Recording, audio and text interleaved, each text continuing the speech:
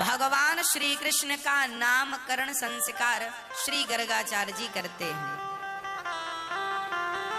गर्गः पुरोहितो राजन यदूनां सुमहातपाः ब्रजं जगाम नन्दस्य वसुदेव प्रचोदितः।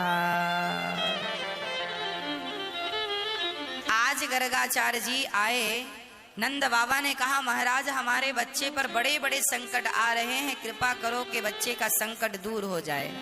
भगवान गर्गाचार्य जी ने कहा नाम बताओ, या को नाम का है? बोले नाम तो रखो ना है, आप कृपा करो तो नाम होए। ठीक है, भगवान का एक संस्कार आज हो रहा है जिसे नामकरण संस्कार कहते हैं। हम सनातन धर्म के लोग संस्कार की बेड़ियों में बंधे हुए रहते हैं।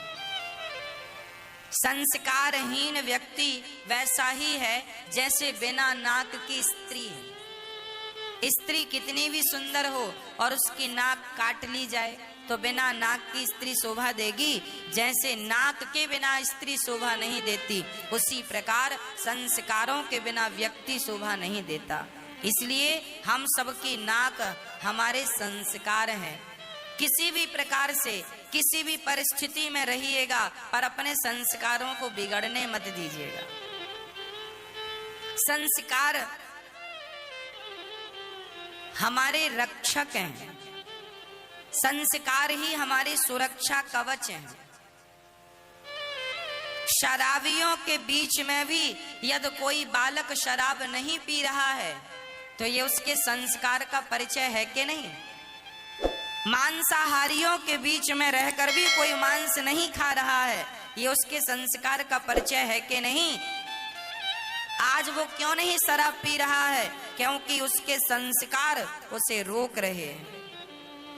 आप कभी भी गलत सोचेंगे, गलत करेंगे और आपके अंदर संस्कार हैं, वो संस्कार आपको उस बुराई से बचा लेंगे। इसलिए अपने संस्कारों को पुष्ट कीजिए, मजबूत कीजिए, स्ट्रांग कीजिए और बच्चों को संस्कार दीजिए कि कल को वो बुराई के भीतर चले भी गए तो वो संस्कार उन्हें बचाकर वापस ले आए।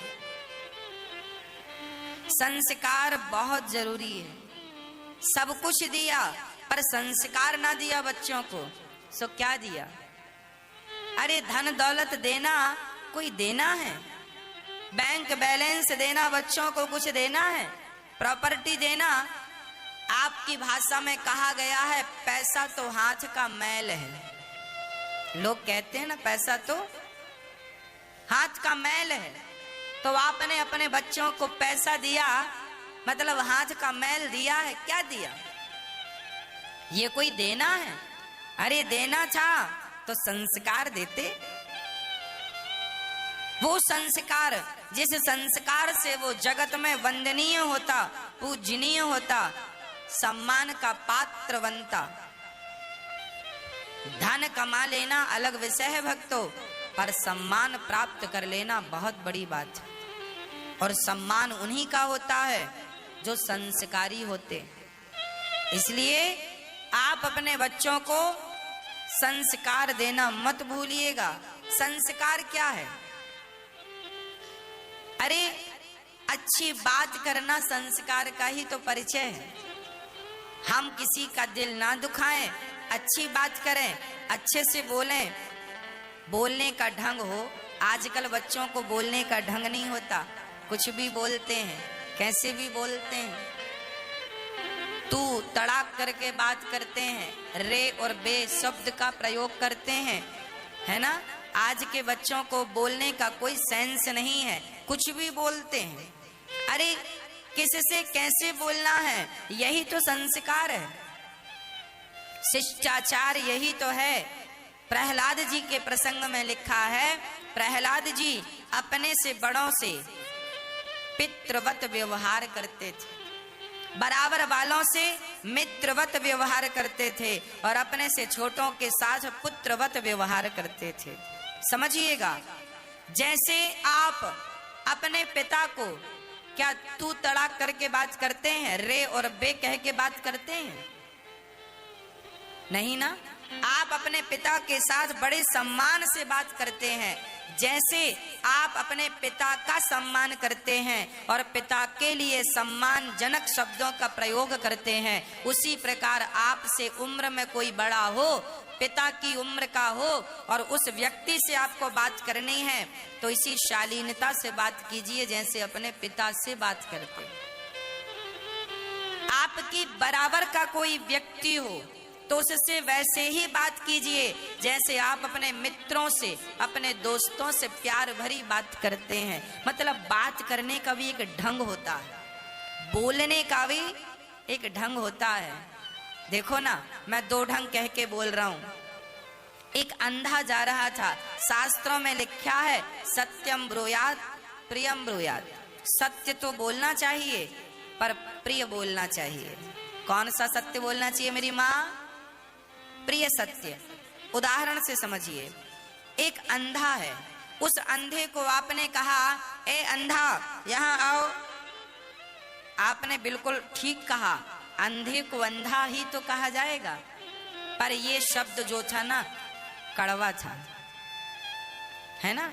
आपने कहा अंधे यहाँ आओ, ये कड़वा था।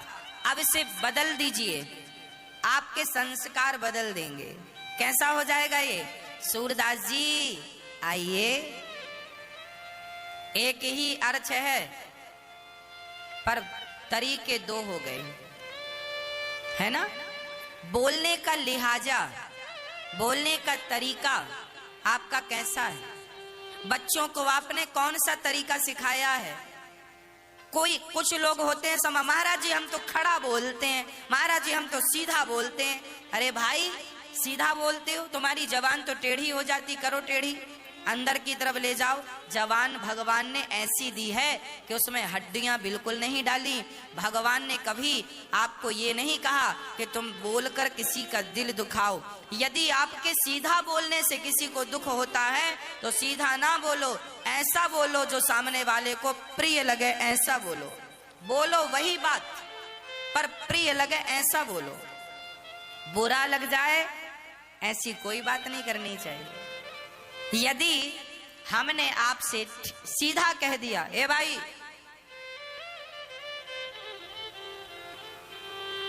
चलो हटो यहां से, देखो एक ये भी बोलने का ढंग, चलो हटो यहां से। और यही बात दूसरे ढंग से भी बोली जाती है, भैया जी थोड़ा सा यहां से इस तरफ आ जाइए, है ना, चलो चलो हटो हटो। और दूसरा ढंग ये है, मैया जी भैया जी थोड़ा सा इस तरफ आ जाइए, यहां आ जाइए।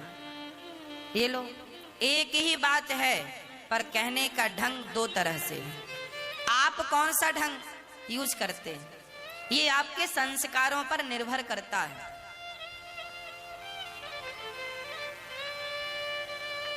इसलिए कहते हैं जब आप दूसरों को खुशी देंगे तो आप खुश रहेंगे, जब आप दूसरों को हंसाएंगे तो आप हंसेंगे, आप दूसरों को कष्ट पहुंचाएंगे तो आप स्वयं कष्ट में रहेंगे। आपको यदि प्रसन्न रहना है तो आप पहले दूसरों को प्रसन्न करना सीखिए। अरे भाई मैं पैसों से किसी को प्रसन्न नहीं कर सकता तो क्या हुआ, अपनी वाणी से तो प्रसन्न कर सकता हूँ, ये भी एक पुण्य है। अपनी वाणी से सबको कृतार्थ करना, अपनी वाणी से सबको आह्लादित करना, ये भी एक पुण्य है। इसलिए आज से आप लोग कैसा बोलेंगे, कड़वा नहीं बोलेंगे, सदा मीठा बोलेंगे।